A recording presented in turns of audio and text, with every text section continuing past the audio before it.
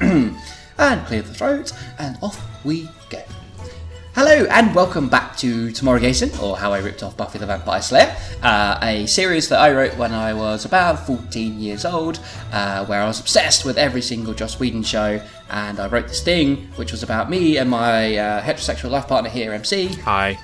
About how great and awesome it would be if we were supernatural crime-fighting ninjas who fought zombies and other bad ninjas and vampires and the local mafia and other miscellaneous evil things. And that's what we is. So we review each episode and we keep all the original grammar and spelling. And there's a lot of that, and there's a lot of really long sentences as well. And we look back on it and just see, what exactly did I rip off from Buffy and Angel and Firefly and Friends and just Scooby-Doo and just everything else that I'd ever encountered in my entire life? And the answer is everything. You ripped off everything. There's not a single original idea here. Now this is Family Part 2, and in Part 1 we had the biggest plot reveal of the series so far. So our friend Jay, who's rich, and that's about all the character development he's got so far, he was kidnapped in an earlier episode, I think like episode 2. I think we saved Jay and his secretary Louise, who also works for us now, from the mafia, and it turns out that the man behind Jay's kidnapping was Jay's own father, who doesn't have a name. Apparently, it's just Jay's father. It's on his birth certificate. I hope we find out. Actually, I don't know if he has got a name. We'll find out. It made it a lot easier when you thought about naming his son. It's like, what should I call my son? Well, my name's Jay's father. I know! Bill! And the other twist was that Jay's father, Mr. Jay's father, as he is to you, is also funding our antagonists of the series, Jack and Lee, who are also ninjas, but evil versions. Mm-hmm. Yeah. So we're going to pick up now on Family Part 2.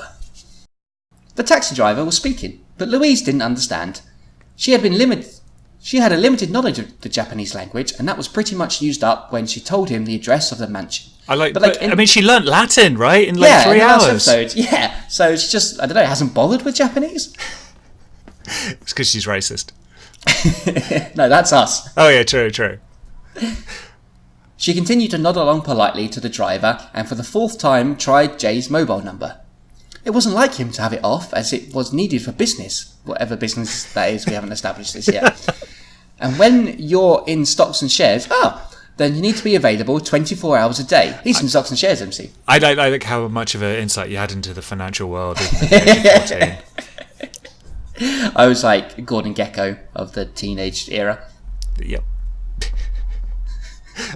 Is that Wolf of Wall Street? No, that's the other one, the one before that. I'll put it in post edit, like it was completely seamless. Good reference for something I haven't seen. Oh well, she thought, maybe he's picked up a hooker or something.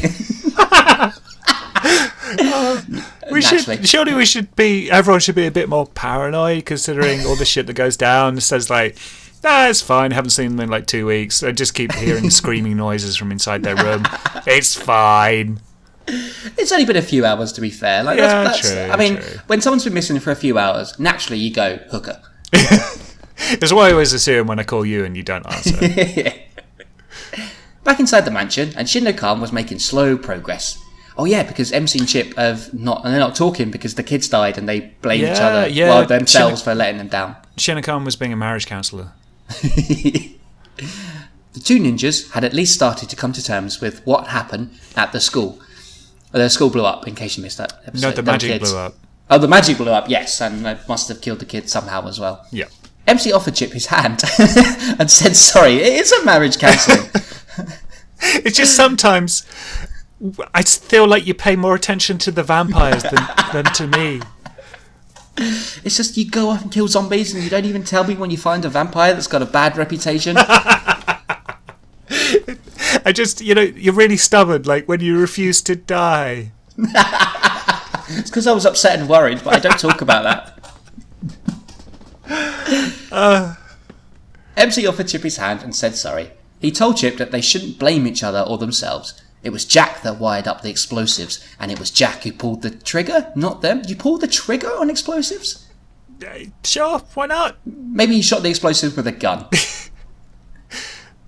My normal voice, not... Yes! Yeah, wow. No accents for you here. I'd actually forgotten that MC had a voice. It's been so long. We did all we could. And I know we felt lousy after, but we've got to move on. There are other people to help. Chip looked up at his friend, his face showing many emotions. He went to speak, but stopped when he noticed Shinno-kan disappear. Ooh, this is new. Oh, a few seconds later he reappeared in the living room. Okay, drink. Does it count when he reappears, or is it only when he appears? Reappearing is a form of appearing. That's true. So I think you definitely drink there. That's fair. He explained to MC and Chip that he was needed on the other planes for a few minutes. I shall return soon, he said. Probably left the gas on or something. MC sat down and waited for his colleague to finish when he started to say... What? Wait, MC sat back down and waited for his colleague to finish what he started to say. Oh, you're waiting for me to... Yeah. Okay. He grew impatient as Chip remained silent. Finally, he couldn't take it. For God's sake, say something, man! He stood up. Ooh, drama. Chip also got out of his chair and approached MC. So they were nose to nose? And then they kissed. Slowly and gently, with lots of tongue. Just turn this into slash fiction. Chip got a big boner. What the hell do you want me to say? His voice was crazy. I don't know. Just anything to let me know that we're okay, replied MC. Well, sorry to disappoint you, ninja chum, but we ain't. That hurts so much. You're no longer my ninja chum. Because I meant that sarcastically. MC was taken back. Where was he taken back to?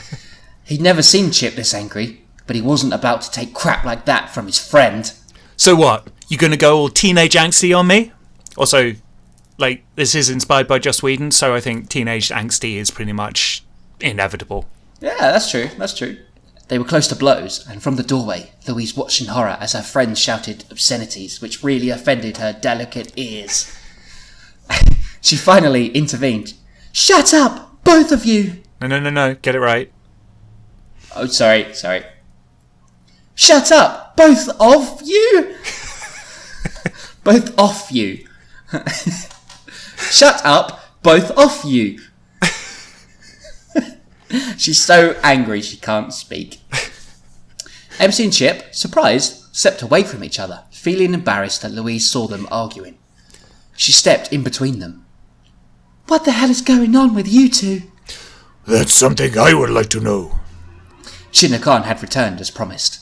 He walked into the living room. I have already lost 2 of my students, and will not lose my remaining 2. The 2 that care about what happens to the world. The ninjas that I train to make the world a better place. I need these 2 men, and so does your friend, Jay. The rich one. The one with no other characteristics, just money. The one who keeps fucking prostitutes. I'd like Slipknot. I really hope we find out where the fuck Shinno-kan goes when he disappears. Because he just comes back and he's like, right, okay, your friend's been kidnapped. Okay, so you need to go and save him. I think he's done that twice now. I think, to be honest, he's an old man. He's got a really weak bladder. He probably just goes to the toilet all the time. Or he just forgets where he was. True, yeah, he's got amnesia. Yeah, he's like, oh, what was I going to tell them? Oh, yeah, their friend got kidnapped. That was 4 weeks ago.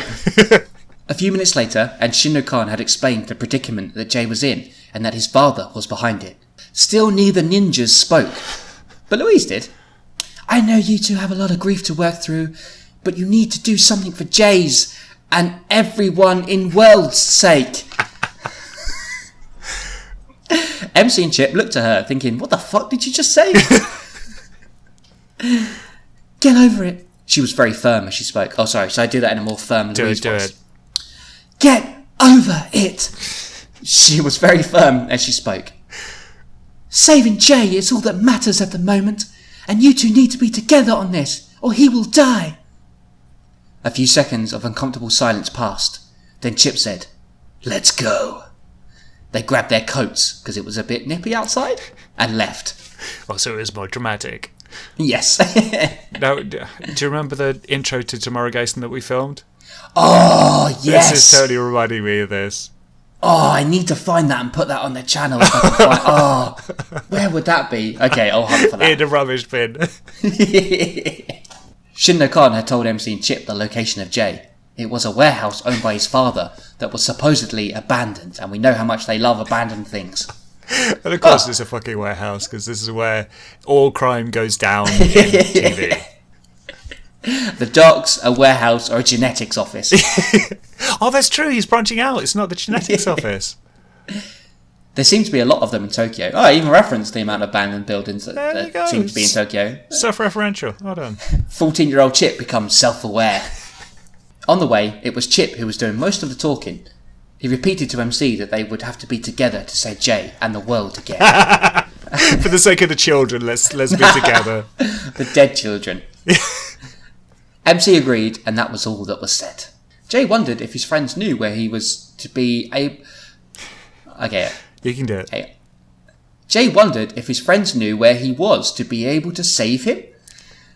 They better if they want that pool table. He thought, again going back to money. Then the bright lights returned to sting his eyes, and sure enough, there was his dad. Only this time, he was holding a small pistol. His father, Freddie Bowden... Oh, he's got a name! Yeah. We called him Freddie. Yeah, there's a reference as well. I think that's the second time I've used Freddie as well. I think he turned up in an earlier episode, but I don't think it was Jay's dad. Okay. His father, Freddie Bowden, had always been an arrogant man right the way through his life. His father before him, Jay's grandfather, had accumulated the family's money by running a protection agency for local gangsters in London way back in the 50s. Why would local gangsters need protection? From the national gangsters? Everything's local. Local mafia, local gangsters. It's all very regional, this. You support small business. Well, small organised crime. He then moved on to Tokyo with the money he had made and invested in every known crime available at the time.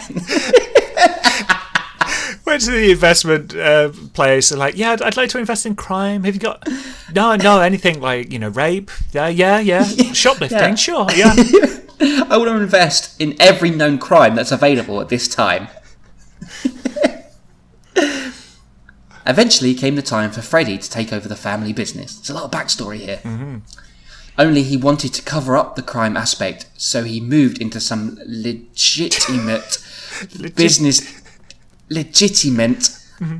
So he moved into some legitimate business dealings. Legitimate, one for the Tomuarigassen lexicon there. Not legitimate, though. It's still illegal. It is legitimate. But the main source of the Bowden family still came from drugs, smuggling and murder, which were the only known crimes available at that time. Tokyo is a bit behind the times, so took time to catch up. Jay's father had hoped one day to pass it on to him, but Jay had become a free spirit. Every week he was away at rock concerts and partying with his friends.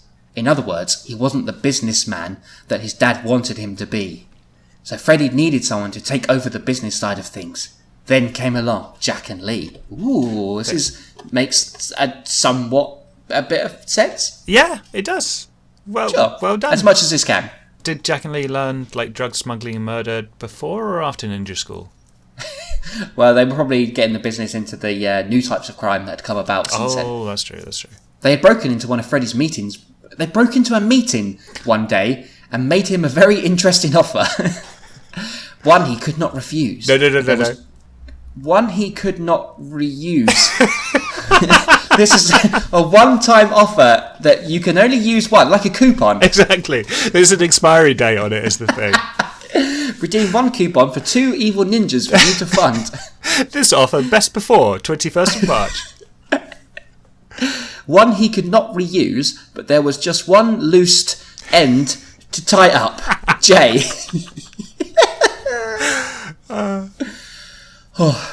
After some unexpected interference. Is that legit? It's not coming up on my spell check on the thing. Interfere. I think that's right. Is it? It doesn't look right. I think you're just assuming that you would have spelt it wrong. True, Maybe? yeah. Wow, sure. I'm being harsh on my own teenage self. Well done, 14-year-old Chip. After some expected interference from MC and Chip, Jay had managed to survive his father's first attempt at getting rid of him, but now, as he stood next to a helpless Jay, it looked like he was finally going to finish it once and for all. Then came the unexpected interference again, as MC smashed down the door. Freddy had not planned ahead. He had no backup. It was just him, Jay, and now the ninja. He pushed the gun barrel into Jay's forehead. "Where's the other one?" he asked. Glass suddenly shattered from above Freddy's head, and Chip leaped from the roof down onto Freddy. Full on Batman. Here I am, he said as he landed on his feet. That was definitely the delivery as well. Yeah, here I am. Hi! The gun fell out of Freddy's hand and skidded across to MC, who picked it up. Chip started to untie Jay as his father climbed back to his feet. MC aimed the gun at him. "What are you gonna do? Shoot me? You don't kill people." The voice is evolving. It really is, Yeah. "You don't count." replied MC. I love that you had to pause there to get your own natural voice back. Get into character again, yeah. Jay, now out of the chair, asked MC to throw him the gun, which he did. Jay walked over to his father and said, "Goodbye, Dad!" Freddy closed his eyes, awaiting the loud gunshot, which you always hear before you die, I guess. It's a really slow bullet. Instead, Jay just smacked him on the back of the head with the gun. The force of it knocked Freddy down. Jay left with MC and Chip. As Freddy got up, he rubbed at the back of his head. "You shouldn't have let me go." He whispered silently. Oh, this is just what? So did he just mouth it? Well, he didn't want them to actually hear, because then they would come back and like tie him up or arrest him or something. Also, what an anticlimax. Like, I know. It's just Jay's dad. Like, he should have had a room full of goons that we all take down and, save Jay in the nick of time. But no, we're there. We knock him over. And then Jay gets the gun, lightly taps his dad on the back of the head, and it's like, bye. Also, like, will anything... I mean, this millionaire who tried to murder his own son and has been funding the ninjas that have been destroying half of Tokyo all the time. What should we do? We'll give him a warning. I guess Jay, there's been a character development here for Jay. He's not ready to kill his evil dad just yet. I mean, not even kill him, just fucking tie him up, arrest him, send him to the police. Arrest him, yeah. Well, he's the 1%, isn't he? So he's not going to go down. This is a comment on like income inequality and all that kind of stuff. Sorry, I didn't realise that the story was going so deep. Sure, that's what it is. Back inside the mansion, and it was all still quiet. All four had been sitting in the kitchen, listening to Jay talk about his family. "So as you can see," he concluded, "we're all fucked in the head." Then MC suddenly stood up. "Jay's right," he said. "The only family us lot have got..." "Jay's right," he said. "The only family us lot have got is each other, and that has to be important. If we let anything come between that, then we're left with nothing." Very inspirational. Chip also stood up, and everyone waited for his reply. He gave it. I couldn't have put it better myself. He smiled. That was worth the wait. Then so did everyone. "So, we back?" asked MC. We're back, answered Chip. Louise was the next person to stand up, and she was on hug duty. She hugged MC and Jay and was about to hug Chip when someone knocked on the front door. Saved by the bell, he remarked. He hates hugs. The only emotion he gets is anger, and the only way he expresses that is by kicking gates. Louise smiled. She missed the old Chip. As he walked down the hall, the person at the door knocked again. Fuck, they're impatient, aren't they? He started to sprint, thinking maybe it was someone in trouble. He opened the door. "Hello, bro," said Scott. Okay, I'm going for a bit of a surfer motif with this, I think, so let me do this again. "Hello, bro," said Scott. "His brother?" You sound like a cartoon character from a 90s cartoon. It's amazing. Also, the last line. Yeah. "To be continued. ... dot dot dot dot dot dot dot dot dot dot dot dot dot dot dot." Oh my god, a new character has emerged. Chip's brother. I thought all his family was killed by vampires. Oh, is he a vampire? Don't ruin it, MC. Did I spoil it? Sorry.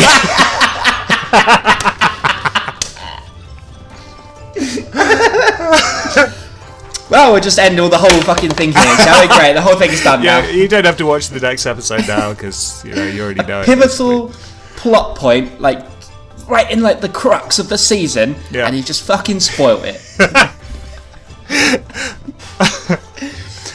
Somehow you managed to work out that very intricate, deceiving, no one could ever work it out plot point, and you've just ruined it for everyone. So I hope you're proud of yourself. A little bit, yeah. It was like watching Star Wars. I was like, yeah, I think that's his dad, Darth Vader. Yeah, I think so. I see the family resemblance.